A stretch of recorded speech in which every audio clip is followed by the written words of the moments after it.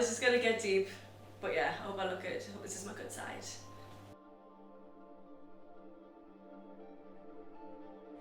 So today I'm doing a bit of a different video because a lot of people don't know who I am, you know, who is Sher with Sher, and I feel like today is the day that I want to just explain my ins and outs, who I am, how I got to where I need to be, you know, how I'm online doing online coaching, just my kind of backstory, who I was as a child and who I am today ultimately. So yeah, I'm excited and I'm ready to maybe shed a tear or two, but yeah, we'll see how it goes.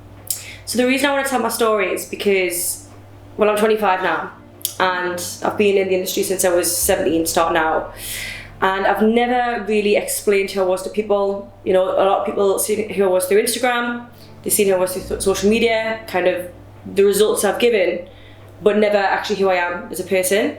And a backstory is always good to know because a lot of people can relate to me as well, you know, and I feel like there's a lot of things that I've never spoke about on social media because I've been quite reserved with it, or I've just never had the opportunity to do it. And yeah, I'm quite excited to share my story with anybody who's watching. When I was growing up, I had quite a good upbringing. You know, my mum and dad were in business. My dad was really successful, he had his own business. My mum also had her own business as well. My granddad had his own business and come from a really well-off family, to be honest. Had no difficulty with anything, no money troubles. Had the best kind of childhood I could ever imagine, which I'm very grateful for. So yeah, starting off when I was around about, I don't know, 6, 7, 8, I always wanted to try different things. My mum and dad put me in different classes. You know, they put me in dance school, they put me in like an acting school, which was very strange because I don't really like acting, so I think I lasted about a month with that. Me and my sister. We did gymnastics, we did horse riding with my cousin, who's actually a horse rider now. But yeah, I didn't like it. And always tried different things, but never really found something that I stuck to that I really enjoyed. Out of everything, definitely gymnastics was my favourite thing to do. It was quite physical, you know, just really enjoyed the aspects of gymnastics. So I did that for a few years and then eventually quit that, you know, didn't want to do that anymore. And then kind of always was a bit of a tomboy as well, you know, experiment with different things with makeup, but always enjoyed being outdoors, hanging out with boys, and ultimately trying to just find my feet a little bit at that kind of age. Secondary school, I had quite a popular group of friends, I'd say. Very popular group of friends, I'd say they were kind of like the mean girls. But I was always a bit standoffish because I didn't really, you know, blend in with them. I kind of wanted to do my own thing. I was quite extrovert, you know, really wanted to express myself, but I didn't really know what I wanted to do. I couldn't really find my feet with what passion I wanted to do. But yeah, just kind of stepped away a little bit and was quite observant with people that I want to hang around with. But secondary school was very hard, I think, with grades because I was never intellectual. So I used to, you know, I was very hands-on and I only passed math. No, I didn't pass maths, I failed maths. I passed English and I passed science, and I always struggled with maths. And I was always a bottom set, and it was very frustrating because I knew that I wanted to pass, but I was just so terrible at maths. So kind of to this day still, I always felt like I had to kind of prove myself in a way because I was so terrible at it. So I failed it a few times, and I was never good at it, but I was really good at, what did I do? I did RE, very opinionated. I did IT, which I got an A for. I was very good at IT, which is funny enough because I've got my own websites now. And social care, for caring for people, which was quite interesting. So everything kind of links, but just the maths, I didn't get it. So school was tough in that sense, but again, still trying to find my feet, trying to find my passion. And yeah, it was a good experience, but again, I kind of knew that I wanted to do something more than just being academic. And I just didn't really understand the academic side. It was very hands-on. School, I did feel very different. Again, being in bottom sets was quite degrading at that age because I knew that it wasn't my strongest subject, but I was good at other things. Which again, at that time when you're 15 and you're kind of starting out and you don't know what you want to do and you're thinking, you compare yourself to other people, like, will I be good? will I be as successful as everyone else who's in the top sets? And I think kind of reporting back to my parents, they were always very supportive. So they're always like, it doesn't matter if you're bad at things, you can still be better at other things. But I just think I used to compare myself to quite a lot of other people at that age. But I always knew that I had a drive, in a sense, above other people that was in my classes. It was very strange. It was a bit like a gift. I don't know what it was, but I'll tell you guys a little bit later on about it. So after school, I went straight to college. Didn't do sixth form, and I absolutely loved college. College was like the best thing I ever done. To this day, I still love it. I was such a teacher's pet. Used to turn up to school 5 minutes before. Used to stay late just to get the work done because I was so obsessed. And I took business studies. So I did business studies, and at the time, I used to look at the teachers like they know something that I don't. Do you know what I mean? So it was very much like, how can I pick your brains and be successful to get where I need to be? And that was kind of one thing, but then there was a lot of resources around me that I really, how can I word this? I knew that I had the tools to get where I need to be, basically, with college, which school didn't have.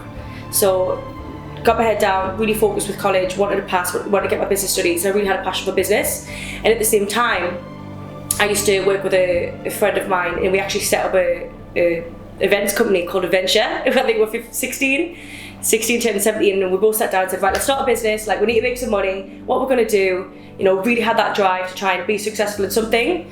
So we set that up, and then alongside that, I actually was a president of a student union. I was a student union, which was hilarious. I worked alongside this teacher that I absolutely loved, and we used to go to entrepreneurial events. Again, I was only 16 at the time. There was these multi-millionaires at these business events that we used to get taken to. I used to network with them, introduce myself, try and find out what the secret was to be successful through them. Really got my name out there in a sense of who I was as part of the college, and just ultimately wanted to be successful and have that drive and just pick people's brains. But that's where I kind of started to realise that, you are not anything more special than I could be, which just really clicked. And I thought, right, if I could find a passion in the next few years, then I could be as successful as you. And that's where the drive stemmed from, I think. So yeah. So with college, I think when I found what I liked, what I really enjoyed, then it was just a shift of mindset. Because kind of feeling, bottom set, quite degrading with the people that I was, that I was kind of up against in those sets as such, I felt like, this is it, I know what I want to do. You know what I mean? I want to do something businessy. I've started a little events company that hopefully might be quite successful, and it just something clicked. And I think it was the entrepreneurial drive that I always had, that I never knew I had, that I was like, right, I can be successful as other people. And if I find that one passion, and I don't know what it is yet, but I know I'll find it, then eventually, I'll be successful. And that's where I think it all switched. When I was 15, and Instagram wasn't out at this point. I think it was maybe 2-3 months new, and there was a website called Depop, where you sell clothes and items and things. And I bought about 50 different items of bikinis, necklaces, jewelry. I think there was socks, there was something else I was selling. I was just trying to think, well, how can I make money? How can I use my skills and try things out? So I started selling things on there. I think I made about 250 quid when I was 15, and I was like, this is class, how do I do this? And if I can scale this, then wow. So I did that for a bit, and then I did little bits and bobs on the side, but this was the main thing that I tried. I used to work with my dad, behind the counter and things. I used to work with hairdressers, and I was just trying to find my feet basically. But the entrepreneurial thing stemmed very young. Ultimately, the entrepreneurial side of it is still to this day, and I've always tried to think about this, whether is it a genetic thing, is it an environmental thing, or what is it? And I think it comes from one, my parents being, working for themselves. I've never witnessed anybody working for anybody else and being told what to do. But also, I think it was just the excitement of making my own kind of income, but more so the drive behind it. Someone else, you're kind of creating your destiny. And I think that was something that I always wanted to do. Yeah, at school you got told what to do, and now I was like, I could do whatever I want, and that's where it stemmed from. It definitely was environmental in my parents as well. So I left college, and then I went to do an internship, which was completely unpaid, at a company called Metal Radio, and I think it was about 17 at the time. Blagged my way through the interview, don't even know what I said, I think I just made it up. And basically got the job working in an office, which was just like sitting down, doing marketing. Really, really good environment, you know, witnessed the team, which I really enjoyed. I really liked being around people and witnessing how a business works. And again, it kind of felt quite mature at my age, where I could relate to quite a lot of people and bounce off people. And it got to a point where I didn't know that, you know, I didn't want to sit down anymore. I enjoyed marketing, but I didn't want to work for anybody else.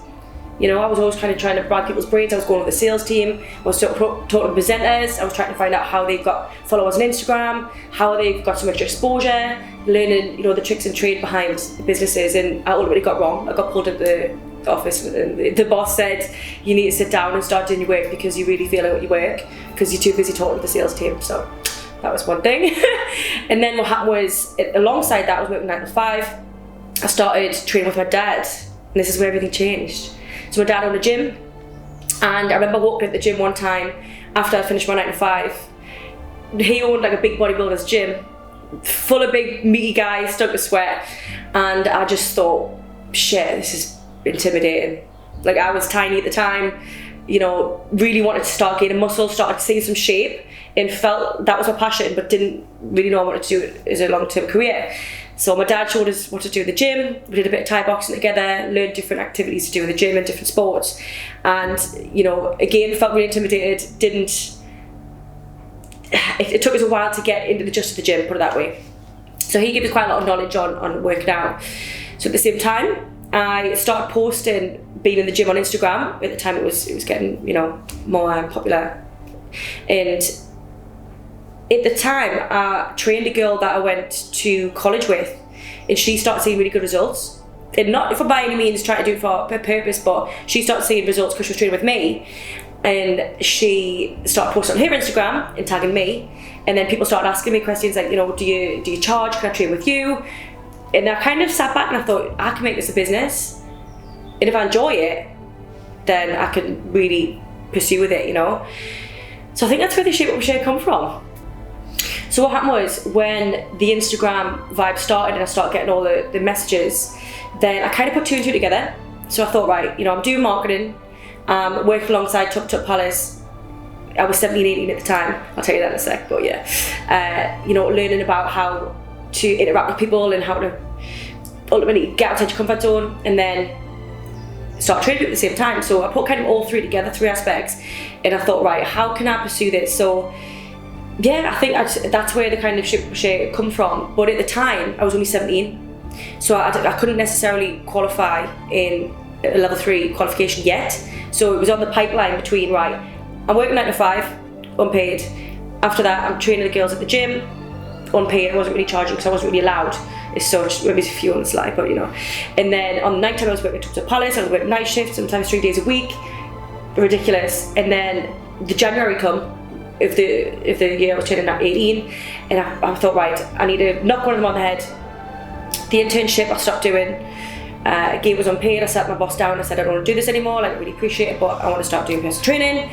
And then, yeah, totally went all in. Got a logo design, passed my qualification, got a website, started getting testimonials and things. And that's where I kind of thought, wow, this is the start of Shape Up Share. At that time that I sat with my boss, and I kind of said I was doing too much, I was burning myself out. I couldn't really focus on the personal training side, which was the income, but it was my passion. Ultimately, that's what I wanted to do. And the marketing side, I'd learned a lot of lessons, but I just knew it wasn't for me. Working for people, I couldn't create my own destiny, I couldn't take my own holidays and stuff like that, and it just wasn't for me. So I sat down, I was like, weight off my shoulders, and I literally said to my parents, like, right, I'm going to start this Shape Up Share. And me and my mum kind of created the name. She was like, right, let's just, what should we call it? Your nickname is Sher, right, Shape Up Share. And that's how easy it was. And yeah, we just got the ball rolling, and it was just a weight off my shoulders. And I think at the time I was ruthless with what I wanted to do. I was very determined. I knew that it was going to work. No matter how hard I tried, it was going to work. And I wanted to build this community and ultimately help people of all different ages as well achieve confidence and knowledge on knowing what to do in the gym, and ultimately build this community as well, which is what I wanted to do.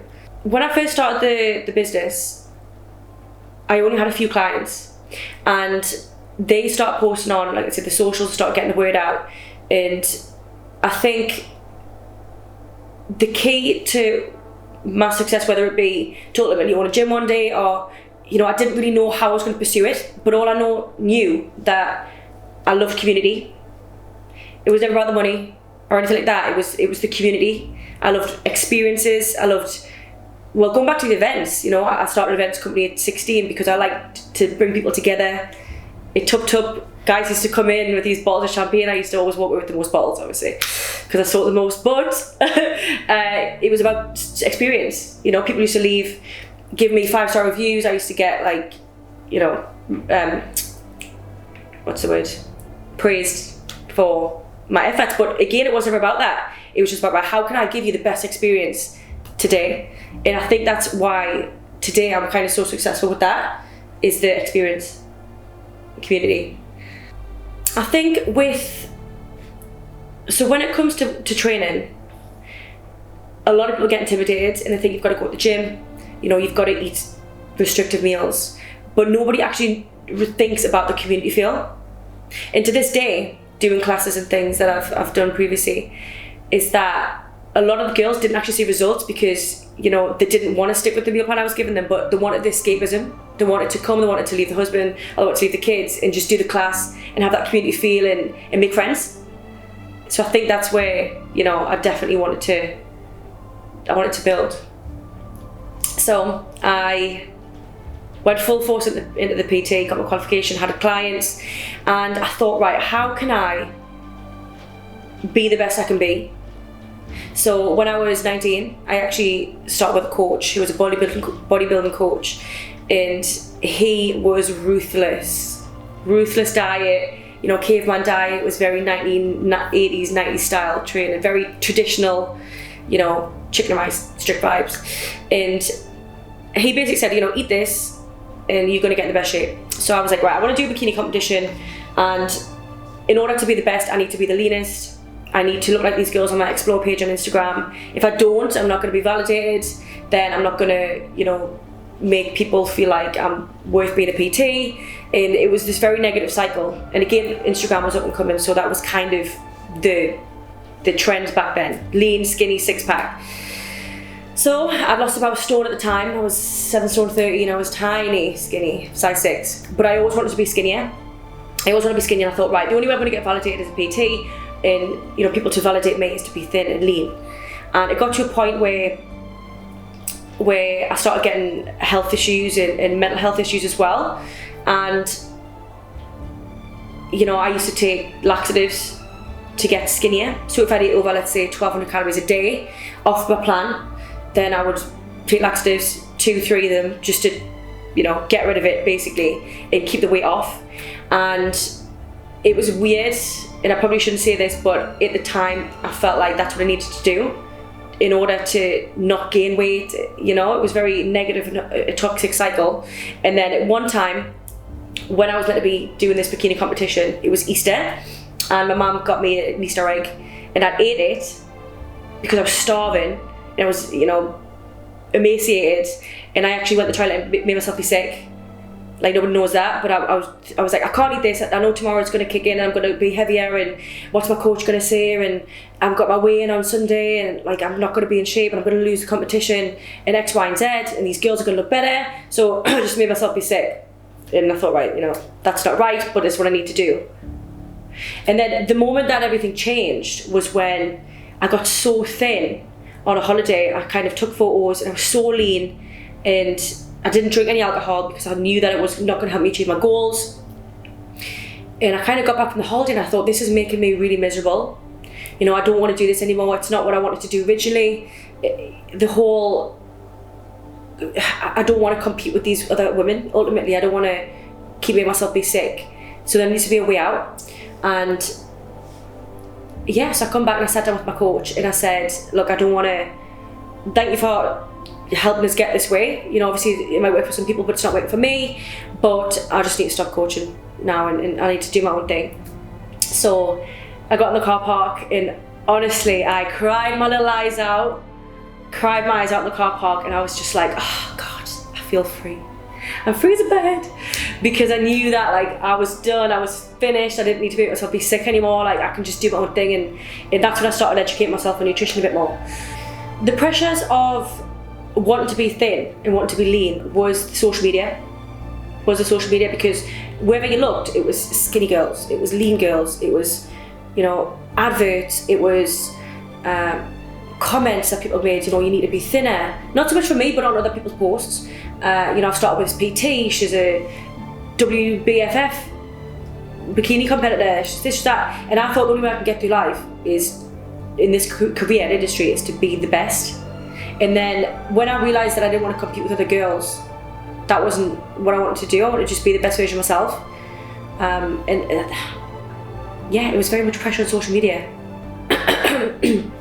So the moment that everything changed, when I realised that I didn't want to compete, and I didn't want to put myself under so much pressure, and kind of think, well, if you know, if you validate me as a person and you want to train with us, then cool, but not for the way that I look and how lean I am. And one day I looked in the mirror, and you could see my ribs, and you could see like my collarbones, and I had thigh gap, and I was just so skinny. And in my head I was like, I need to be skinnier. Like I need to lose more weight, like how can I lose my weight? But that was the kind of realisation where I thought, I'm not happy. You know, and I think it was, people were saying, you're too skinny, you know, you need to stop putting on weight. But in my head I was like, no, I need to be successful, like I need to be the best.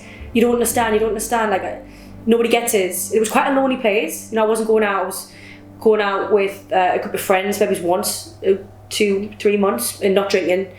And it just wasn't me. You know, and I think at that age when you're 19 and you don't know what you like, and you still find your feet. So I think that's, yeah, when everything kind of changed. So the same year that I was meant to be doing the bodybuilding competition, I thought, you know what, if I can do this in a weird backwards way, if I can be this disciplined and not drink and not go out with my friends, then I'm going to apply for an award show and I'm going to win. If I can't win in a bikini competition, I'm going to win an award show, because I know that I'm good at this and I'm good at helping people and not good at, you know, being super lean. So anyways, applied for this award show, I think it was 2019, and I got nominated for 3 awards, and I actually went down on the day. I thought, there's no way I'm going to win this, really, but in my head I kind of thought, yes I am, you know. And yeah, I won it, which was strange, you know. I won it, and at the time I actually invented ebooks. I created ebooks. I sold ebooks across the world, which was again strange at that age. Kind of winged it, got like a creative person, a design person to make this ebook, sold it to quite a lot of people, and that's what actually won, you know, the ebooks. It was a bodybuilding guide at the time, and that's where everything kind of clicked. And when I left that award show, I thought, you know what, I can do anything. Like, the world is the oyster now. I could smash it. So after the award show, I was getting my head down and focusing on business, you know, trying to think of like a business plan, and I started creating classes alongside that, the Boss Body program. And at the time, it was kind of December time. I got my boobs done, I got a boob enhancement, not for any reason that, at this point I didn't actually care about what anybody thought, I just thought I need a pair of tits. So got those done, and then felt absolutely lush, looked in the mirror, thought, yes, you're rocking it, girl. And at the same time I met a boyfriend, which again, before that, I just didn't speak to any boys. I'd never dated, I didn't have a boyfriend. I was very focused on getting lean, basically. So I kind of let my guard down and started going on holidays. You know, I booked quite a few holidays a year. I was going to Ibiza, just enjoying myself. And I think that's where the whole thing comes from now, is that I'm very much about balance. You know, you don't need to be restrictive, you don't need to over-exercise, you don't need to starve yourself. You can still get results, but you can still enjoy your life. You can still go on holiday. Still to this day, I've got that ethos, which back then was when I was kind of finding my feet, and I thought, this is the balance, this is the key. You know, again, I might have gone a bit crazy, but you're just growing up, right? So that was kind of where I was going that year. Enjoying myself a little bit too much. Yeah, you still kind of find your feet, aren't you? So, you know, I was going to Ibiza, I was going to these after parties. As you can imagine, I'm not going to go to depth, but I was living a little bit. Drinking quite a lot. If anything, I was binging. I would say I was binging. on a funny little level where I thought I just didn't care about how much I drank. You know, I was that whole determination of you can't have this, you can't have that, you can't drink, you can't go out, you know, else you're not going to achieve your goals. That went out the window. And again, it was just finding that balance, really. You know, and it was the best times of my life. But then when I come back off these holidays, I think I went on about 8 holidays a year. At this time, I just went crazy because I was so restricted previously and mentally as well. Was that I come back and I thought, right now, Sharon, you've had your fun, back to focusing, and that's where I kind of started getting a bit of my education on, you know, food, nutrition, a lot of stuff to do with that, to be honest, in preaching that to my clients. And I think my clients really like that as well. You know, they really like the fact that they could see me living my life, when before that, they're seen as being really restrictive and too restrictive, which really, they were very relatable, you know. The creation of Boss Body. Oh my God, Boss Body. So Boss Body come around when I create the program, and again, the full ethos at this point, I thought, right, you know, I've been super strict, I've been myself be sick, I've had a lot of underlying mental health issues in that sense. You know, I'm trying to find my feet, I've binged, I've went on holidays. So now my ethos is I'm going to build a community of women of all different backgrounds who ultimately want to achieve a goal, be confident and feel sexy without being restrictive, you know, without over-exercising, in a nutshell, and build this community. So that was kind of the key. And it started off in Sunderland. I think I had about 5-6 girls in the class, you know, when I was 18, 19. And then I went to about 100 girls, 120 girls a week, which was crazy. There was just absolutely tons of girls, and there was one of me, but I loved it. And then I expanded Newcastle, and again, it was very much about that building that community feel, and it was just the best time. You know, I think that's when everything clicked, and that's when I found my passion. You know, and I was like, right, this is what I'm going for. The balance around the classes kind of come from, yeah, my past experiences. You know, I think if I never had those experiences, I would never have been who I am today, and preach the same kind of ethos and morals that I've got now, because I didn't want to compete. You know, then I went a bit crazy, and then I found the balance. So that's where that come from. I'm glad it happened. I remember when I was finishing a class, and at the time I thought, you know, I really enjoyed training people, physically hands-on vibes, but I never really understood the mental aspect other than what I experienced. So this girl come in, she finished the class, and she waited behind, she didn't really speak much, and she was pale, like pasty green pale, she looked ill. And I sat down and I said, are you okay? And she was like, no, I'm really not. And I was like, okay. And I said, well, what's up? And she just said, oh, you know, every time I pass the bridge, like I want to jump off it. And I was like, shit, like this is deep. Bear in mind, at the time this girl was about 18, 19 max. And I was stuck in this situation where I wasn't necessarily qualified to be a therapist, really, or a next call of action, you know. And I kind of sat back and I thought, geez, like this is deep, you know, like I'm potentially helping this girl change her life, else why is she at the class? So I sat down and I said, you know, what's the problem, like why do you feel this way? And she just said that she finished with a boyfriend that she's been with for 3-4 years, and I think he might have cheated on her, or he didn't find her attractive anymore, and this is the reason why she started the class. And I thought, wow, okay. So anyways, I really took her under my wing and said, right, today, you know, you're not going to feel like that again. We're going to get you to where you want to be, like what are your goals? And she just said, I want to lose at least 3 stone. I want to really get my confidence back, you know. So I took her under my wing. We used to go out for drinks and things like that, and I really built a relationship with her aside from the training. And each session she was coming in, she was smashing it. You could see her little shell was coming back out, a little spark was coming out. She lost about 3 stone as well. She got really, you know, in shape. And she sat me down and she was like, I would have probably jumped off the bridge if, you know, I never had this conversation. And I was like, wow. And that's when everything changed, when I thought this is more than just a job. You know, like I'm somebody's reasoning to be here. In, you know, you never know what somebody's going through. So that was just like, whoa. I think when I actually sat down with this girl at the time, then everything that I ever thought about before, about, you know, in order to be the best trainer, I need to be skinny. In order to, you know, to get clients, I need to be prettier. In order to grow social media following, I need to get more likes, which means that I need to post more in my bikini. And that just went out the window. And I actually sat down at that moment and I thought, you know what, like, I'm somebody's call of action, basically, and that's more important than any of this, you know. And they can see through that, whether I was skinny, whether I was, you know, curvy, whether I was overweight or whatever. Nobody cared at that time, as long as I could help them, you know. And that's where I kind of think that just validation went out the window. Completely went out the window. My first milestone was during the classes. I had no concept of progression, in a sense of like, right, well, I want to do this. You know, I had ideas and I wanted to own a gym, but I was still quite young. I was only like 21, 22 at this time. I thought in the future I might buy a gym, you know, well, I'll see what happens. But at that moment, I just wanted to build this community and wanted to continue with the classes in the PT. So, and then I thought, you know what, I want to really set myself a milestone. First of all, I want to buy a car. So me and my mum went to the showroom. This was like a year earlier. She was looking at cars and I seen this nice white car, and I thought, I want to buy that one day. And that was my goal, was to buy the car.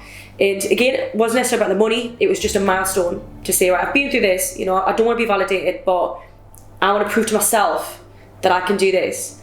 So a year went by, you know, I was 22 at the time, walked in, bought the car, and that's when I sat down with my dad, and my dad said, are you sure you want to do this?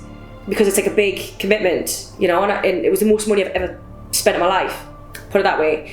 And I was like, yeah, sweet, it's fine, it's cool. You know, and the mindset, and again, going back to anybody who might be watching this, is that if you want to do something in life, you know, you can achieve it if you put your mind to it, basically. And if there's naysayers, anybody saying you can't do this, you can't do that, why are you doing that for? Just believe that if you've got a passion, you're going to do well with it, you know. And yeah, so I bought it and I drove away with it and I felt class. And I was like, right, level up, you know. And I think that's where the drive really come from. If you can do that, you can do anything. Everything changed with where I am today through the lockdown. So the year of 2020, when, you know, the class was booming, I was planning to open a gym, I had the interiors, I had the plot of land that I wanted, you know, the place I wanted to buy, and I was so adamant on having this gym and, you know, having this community going. And at the moment that I was looking at properties, the lockdown hit. In a way, it was a blessing, you know, but I thought, right, shit, I've got no business now. Classes stopped, gyms were closed, you couldn't leave your house, you know, and I thought, right, how can I carry on motivating people when gyms are closed? So instantly, everything just switched online. The whole dynamic of the world went online. And literally, just the next week that the lockdown hit, I started doing lockdown workouts for free. I did them for about 3 months. Started building this community, doing lockdown workouts 3-4 times a week on Instagram, you know, getting everyone involved, just keeping the spirits high. Trying my best. With the lockdown workouts, I knew how to just keep people motivated, and going back to being younger, I always had this, you know, drive to just keep going. If something gets in the way, if there's obstacles in the way, just keep going, basically, in a nutshell. And this was where the lockdown really tested everybody, you know. I started doing classes outside in the garden when you could have groups again, you know, but again, the classes could never come about again. So I thought, right, keep pushing, keep being this influence for the girls, you know. I can't give up because I need to be this motivation and keep ultimately being this point of reference, you know. I think that's where the lockdown really made a big impact. The lockdown really changed my mindset, to be honest. I think I shouldn't really say this, but it was kind of one of the best things that happened mentally, because it pushed you in avenues that you either sank, either swim. You know, and if I just sank and I sat back and I just didn't post anything on social media, I took a back seat, people would see that straight through that, you know, and think, well, she's not that passionate, you know. And I think the passion was what kept me going every day, because if I didn't do it, I probably would have suffered with mental health issues as well, you know. And that's what kept me going, was keeping these girls motivated and being that point of reference. So the year of the lockdown, the second lockdown ended.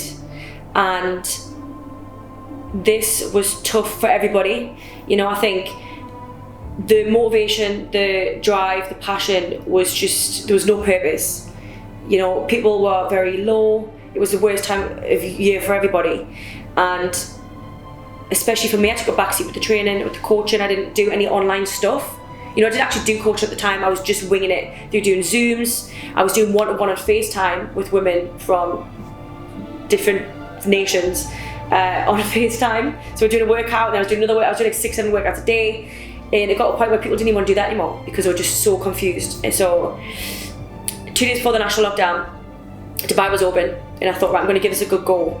So me and my friend flown out straight to Dubai.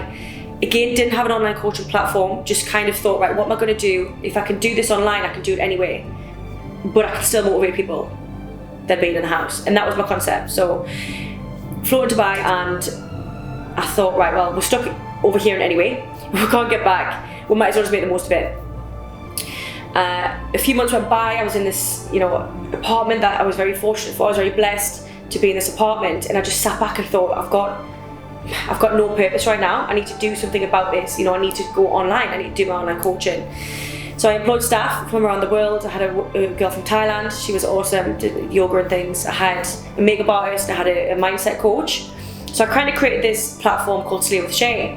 And I thought, right, I'm going to do a subscription service where people pay to go on Instagram, and I do live workouts. They get access to all these workouts. They get free makeup tutorial, how to put your makeup on nice, and how to do yoga sessions and mindfulness and stuff. And I really want to create this community online. So I did that, and failed, flopped, was paying them. It wasn't making money. People were signing up. Don't know why. Again, your guess is as good as mine, but it flopped. So I sat in my bed and I paid these girls off, and I thought, right, the concept's finished. I've just deleted all the Instagram, and I thought, frig, what am I going to do now? I'm stuck, no business. Then I remember sitting in bed one time, and I was so low. Bearing in mind, I was sitting in this nice place in Dubai, this beautiful accommodation, and I just thought, I've got no purpose now. What am I going to do with myself? And I think that's where everything changed with my mental health. I gained a lot of weight. I gained a lot of weight. I partied a lot. I went out. I didn't have any clients. I was spending my savings, blitzing it. I wasn't really the way I kind of felt with my clients, because they weren't. I felt like I'd lost myself. Nobody was messaging me anymore, asking for help. Nobody found me motivating anymore because they weren't really bothered. And I just thought, nobody really cares. So I'm not really going to make an effort with my clients. And that was a really terrific moment, So I just went crazy. I gained about 2 stone. I was drinking. I was getting with guys. I was trying to seek validation in other people because I lost myself, Ended up in some situations that I didn't really want to be in. And I just thought, what were you doing, Sheridan? And that was just the craziest year of my life. The lowest point was when I was sitting in bed and I just had nothing to wake up for. I felt very lonely. I felt like there was nothing that I didn't know what I wanted to do. England was closed. The gyms were closed. I didn't know they were going to be open. There was a lot of uncertainty. My idea of the gym wasn't going to go ahead, and all my dreams were shattered basically. And it kind of got to a point where I thought, like, why am I still here? And I wouldn't say I was necessarily depressed, but it got to a point where I thought, like, why am I here? Do you know what I mean? Which led to, like, how would people care if I wasn't here? Yeah, and that was pretty deep. After the moment that I felt like that, I didn't actually act on it. When I felt like that low, the only way I could power through the thoughts of uncertainty and not knowing was just enjoy myself, was drinking alcohol, was filling the gap, and I didn't want to be alone. Then I met one of my friends over in Dubai, who was a coach for mindset. So we actually moved in together. Very funny. Moved in together, like my broski, and we shared accommodation, shared the same room. This little two single bed vibe. Stayed in this little shithole. Anyways, he was like, right, you've got the tools. I mean, look where you come from. Look what you've achieved. You've got the mindset to do whatever you want, but just bring it online. And he kind of gave me that purpose back. And he showed me the website. He showed me the systems that he uses, which is online. So how to do the apps, how to make a web design, and just reinvent myself, basically. And that's where we sat down. We used to wake up at 5 a.m, play these motivational songs like, come on, get out of bed, let's go. With all these people on YouTube who used to get up and meditate. Oh my God, I hated it, but yeah, it was all good. Used to get up at 5 o'clock. And that's when my kickstart happened. You know, I thought, right, I can do this online. And that's when I created One Stone Be Gone. I created the concept One Stone Be Gone, which was about, you know, losing a stone, which I was actually doing at the same time because I gained 2 stone when I was away. So I was like, right, I've created this program, I'm going to do it myself. I'm going to show people I can do it, but also I know how to do it, which is, you know, not restrict your calories and not over exercising, but still achieving your goal. And that's where it come from. So come back, lockdown lifted slowly, went back to we started doing the online stuff, started really focusing on the message of the One Stone Be Gone. And then my clients come back, you know, they started realising the good stuff I was doing and losing this weight and really having this niche concept of getting to where you want to be without being too restrictive. So that's where it stemmed from. And then ultimately at the end of that year, really got my head down and showed people that I can do it as well. And I lost a stone and more. Booked a photo shoot in, done a photo shoot to say, look, I don't need validation, but I want to feel like a boss bitch on this shoot, so let's go. Felt amazing, and done the shoot and everything just changed. I got my confidence back. I looked in the mirror and I thought, yeah, you don't need to cover yourself up anymore. So at the time when I created the program, I was very much focused on the concept of bringing the girls back in the equation without physically training them, but how can I get them to where they want to be and make it sustainable, you know, in the long run without being restrictive because of the past history I had. And the One Stone Be Gone program, I thought, well, if I'm doing it, if I can lose the weight, then I just want to replicate what I'm doing. You know, I'm going to show the girls the meals that I eat. I'm going to show the workouts that I do. I'm going to show the habits day that I set. You know, I want to just create a program out of it. And what made me kind of different to everybody else was the fact that I wasn't focused on everybody else.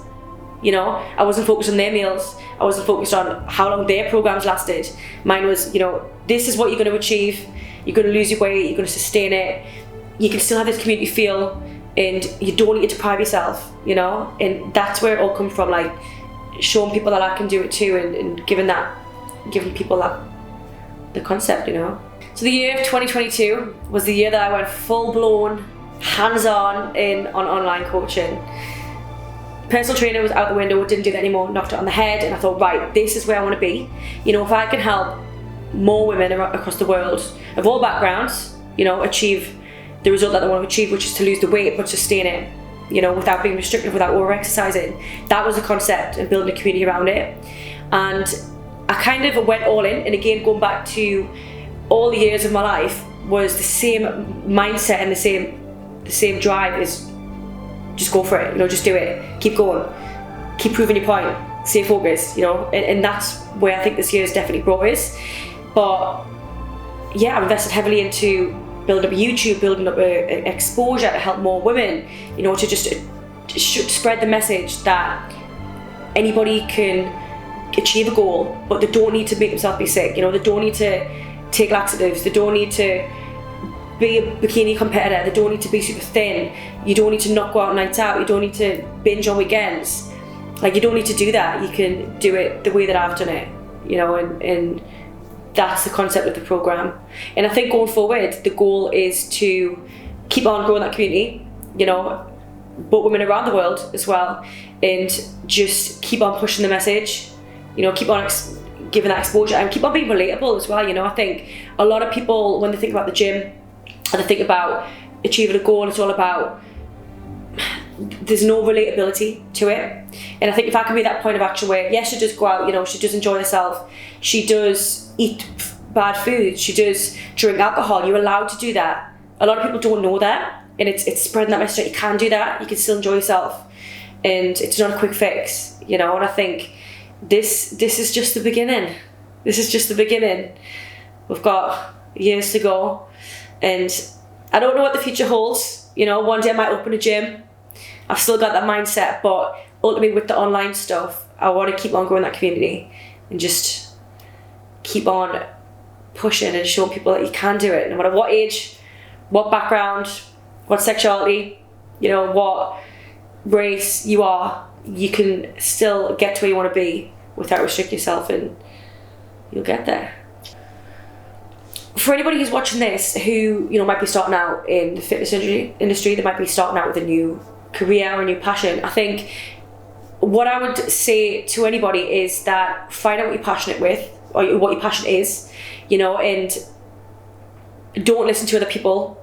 If you believe that something is going to come from it, and you have a vision, first of all, and you can visualize where you want to be, you can visualize the bigger picture. No one else understands that except from you, and you can't explain that to anybody else, and just keep on powering through.